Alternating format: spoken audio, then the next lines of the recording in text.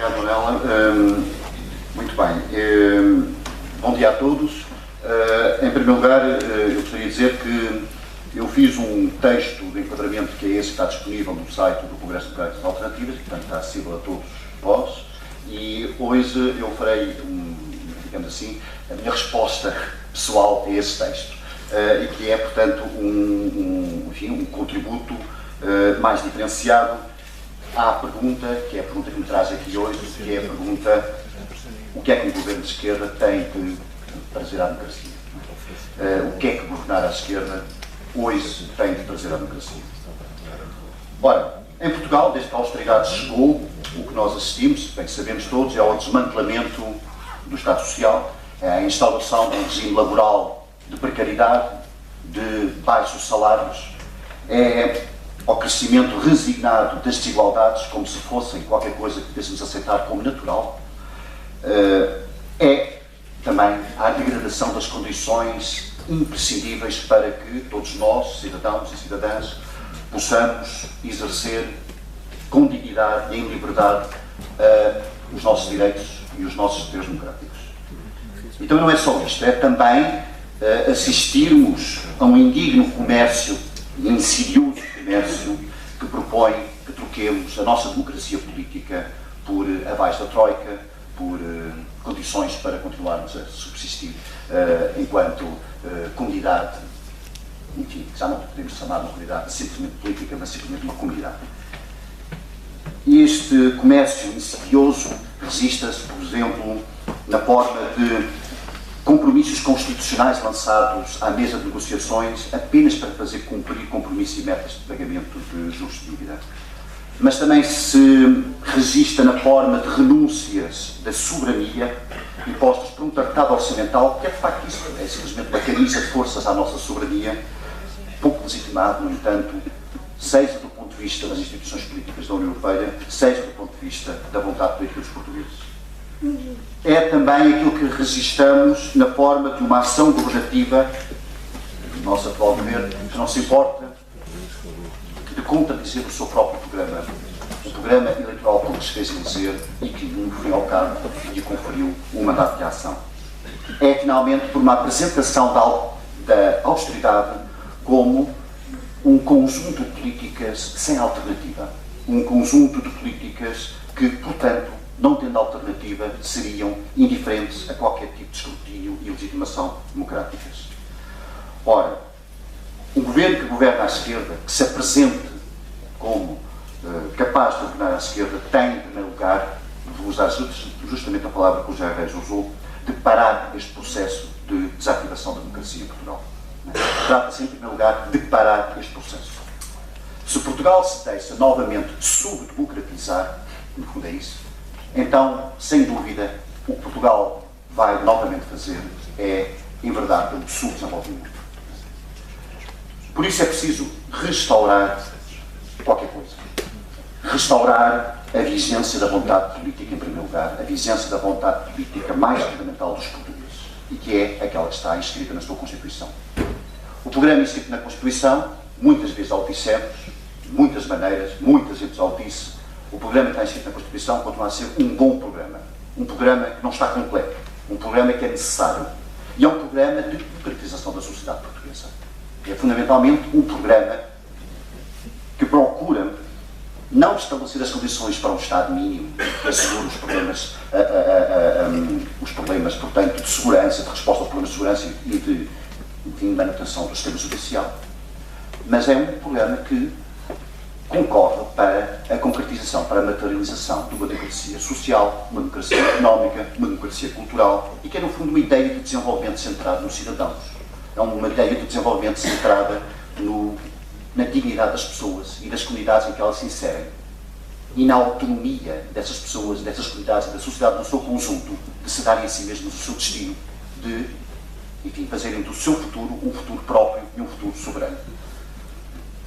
Basicamente, este é um programa da nossa Constituição, é um programa de democratização da sociedade portuguesa.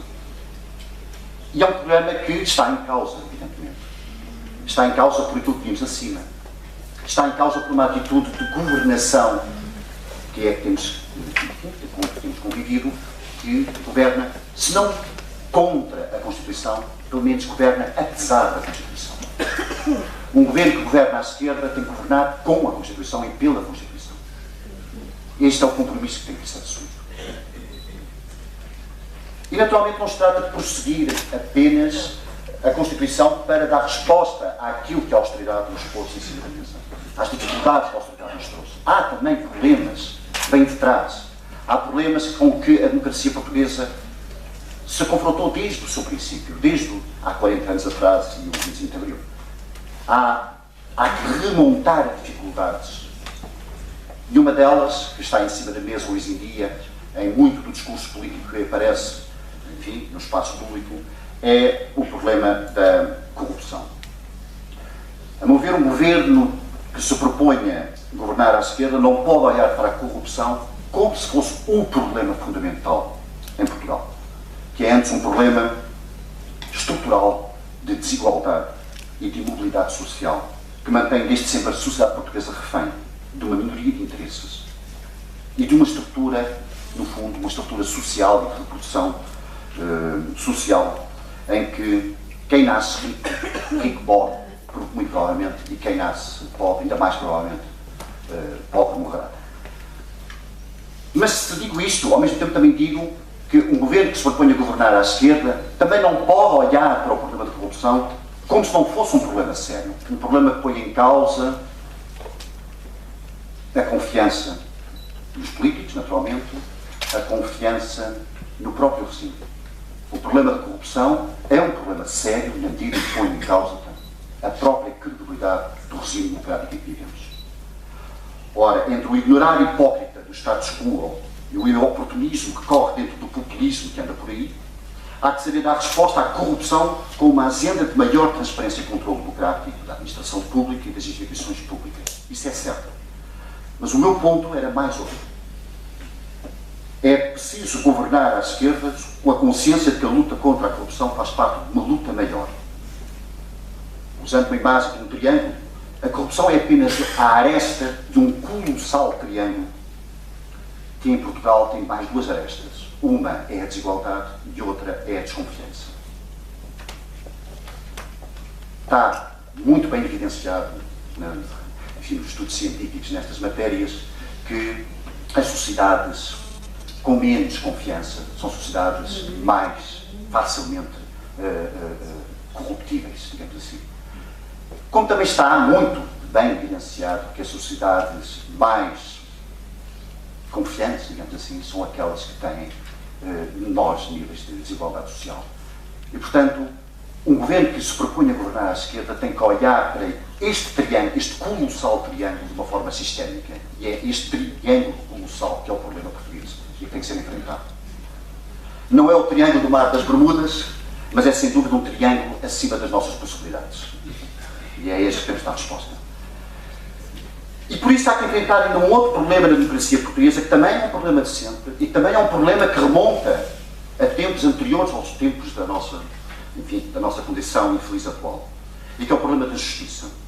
Uma justiça mais democrática é necessária. E isto tem que querer dizer simplesmente coisas como isto. Uma justiça mais acessível a todos.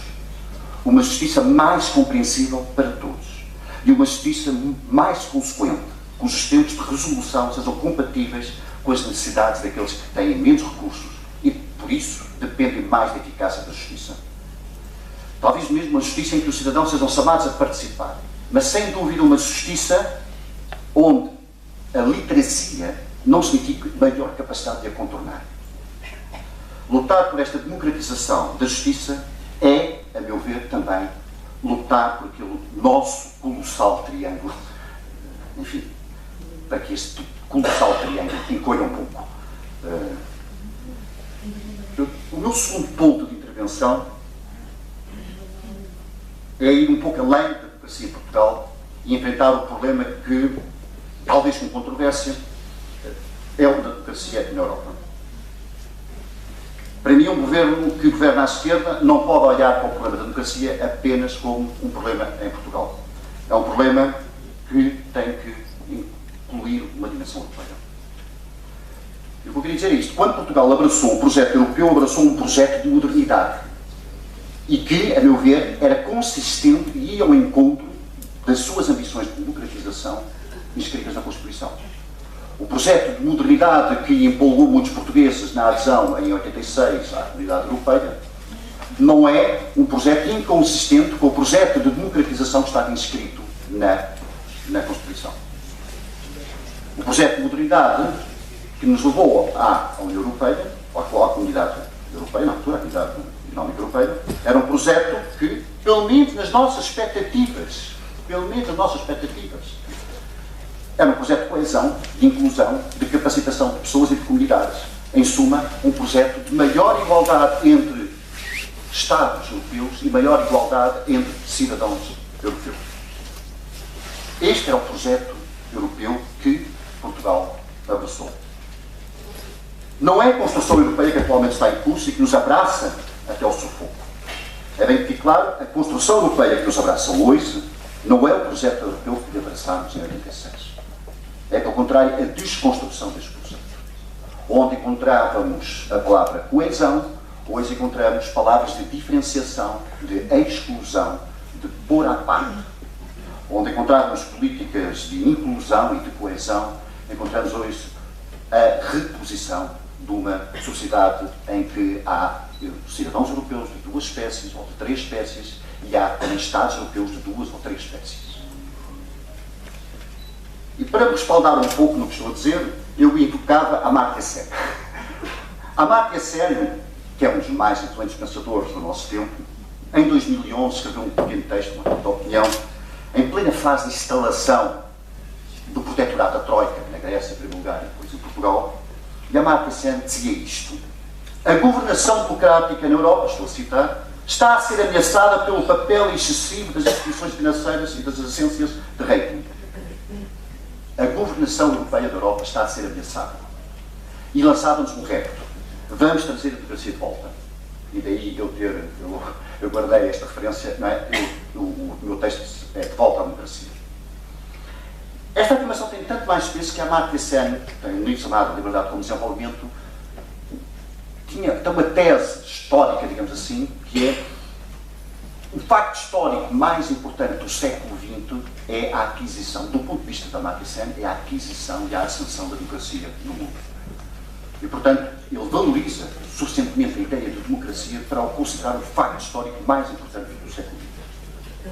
Claro que isto é controverso, mas é a posição que ele defende e é precisamente o que ele entende ter sido posto em causa, não é? Desde que estamos nesta deriva, nesta inversão do projeto europeu.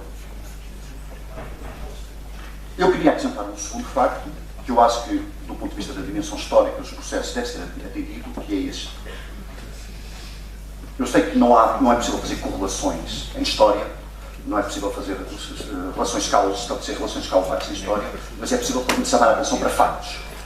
E há um facto histórico que é importante acrescentar ao facto que o Amartya Sen invoca, que é: a Europa não viveu em toda a sua história conhecida período de paz mais prolongado do que o desta União Europeia. E isto significa, a meu ver, que não se pode encarar o espectro do fim da União Europeia sem olhar nos olhos o espectro que por trás se coloca, que é o da guerra de volta à Europa.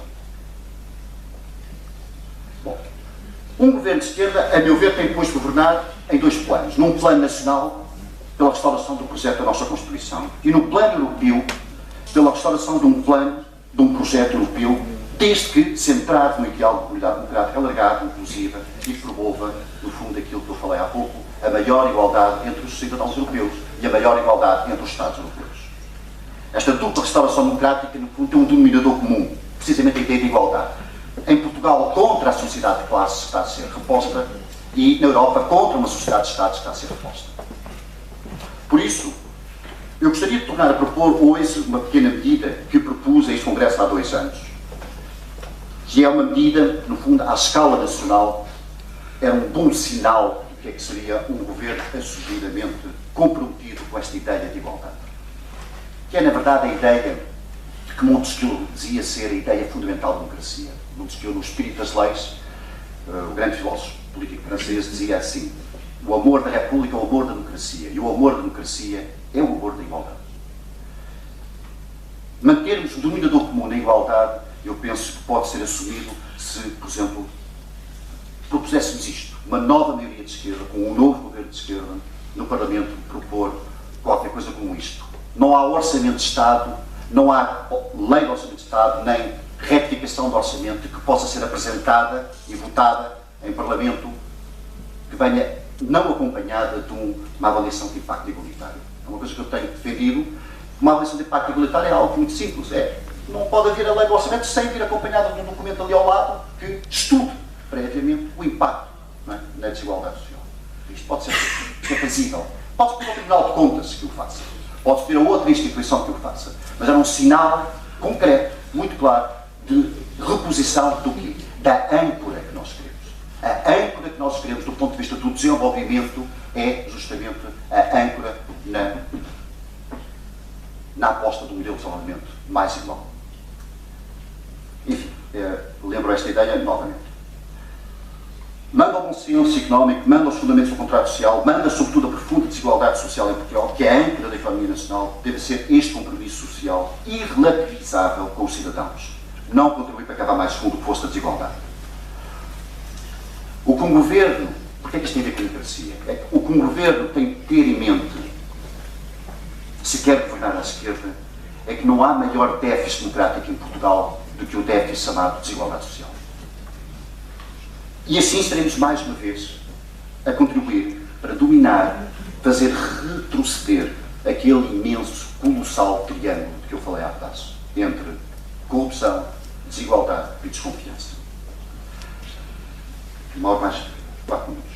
O terceiro ponto é um ponto que me faz pensar nestes termos.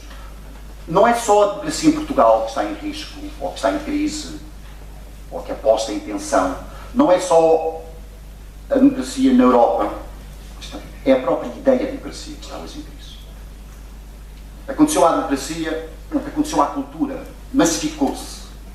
E a massificação da democracia, levada a todos, levada ao povo, levada aos cidadãos, levada às massas, não consistiu realmente naquilo que era necessário ser feito para que houvesse democracia, que era levar as massas, levar os cidadãos, levar o povo à democracia. A massificação da democracia consistiu, no essencial, tal como na cultura, num processo de espetacularização e mercantilização. A democracia é hoje mais um espetáculo de cultura de massas, mais um dos espetáculos de cultura de massas. Num livro já clássico, que é bastante referenciado na teoria política, chamado Pós-Democracia, Colin Cross assinalava como característica central das democracias liberais contemporâneas terem expectativas democráticas pouco ou nada ambiciosas. É um traço que caracteriza as democracias liberais, é não terem ambições de aprofundamento democrático.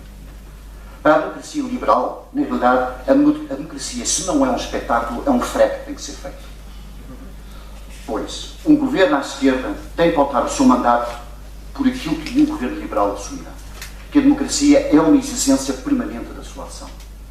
E esta exigência democrática significa um governo de esquerda, que venhamos a ter, bater-se por uma democracia de cidadãos ativos, mais capacitados de iniciativa, e não por uma democracia de espectadores passivos, mesmo que interativamente muito passivos. Porque pode haver passividades muito interativas. Significa trazer os cidadãos às discussões públicas, fazê-los poder participar delas e assumir a codecisão na definição de políticas públicas próximas das comunidades. Isto significa ainda trazer à economia mais processo democrático, trazer aos cidadãos mais oportunidades e meios, bem como políticas económicas mais favoráveis à economia social e cooperativa. Um governo de esquerda que venhamos a ter não pode apenas querer que a democracia seja salva da austeridade e dos governos liberais. Tem que conseguir que seja a própria potência democrática e a potência igualitária da democracia a vencer a austeridade e a vencer o neoliberalismo. Um governo de esquerda tem de ser um governo que diga, e com isto eu termino, não, nós não nos pós-democratizamos. Obrigado.